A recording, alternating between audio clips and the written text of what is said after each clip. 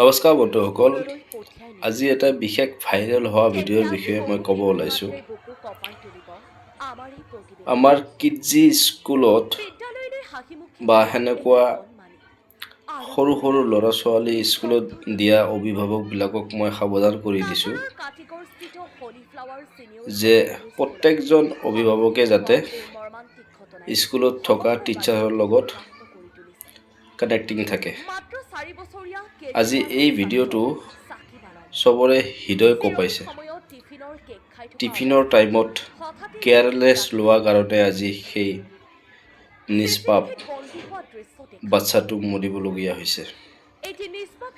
বৰ দুখজনক, মানে দেখিলে তেনেকুৱা লাগে কলিজাটো মানে ফাটি যায় লাগিছে। এনেকুৱা মানে বেয়া অনুভৱ এটা হৈছে। চবৰে নিজৰ বাচ্চাৰ লগত তুলনা কৰি চাব, কিমান দুখ লগা কাহিনী এইটো।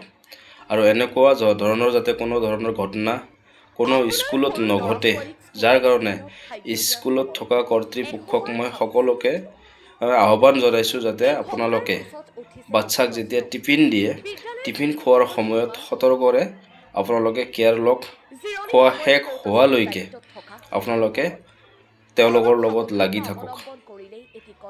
আৰু বহুত কষ্ট কৰাৰ পিছত ইমান টকা মানে আপোনালোকক বছৰেকীয়া হওক মাহেকীয়া হওক আমি দিওঁ, যাতে আমাৰ সেই কণমানি শিশুবিলাকৰ কোনো ধৰণৰ ক্ষতিগ্ৰস্ত নহয়। যাৰ কাৰণে মই ভিডিঅ'টো বনাবলৈ চেষ্টা কৰিছোঁ, আৰু যাতে এইটো ভিডিঅ' গোটেই অসমত বিয়পি পৰে। ধন্যবাদ।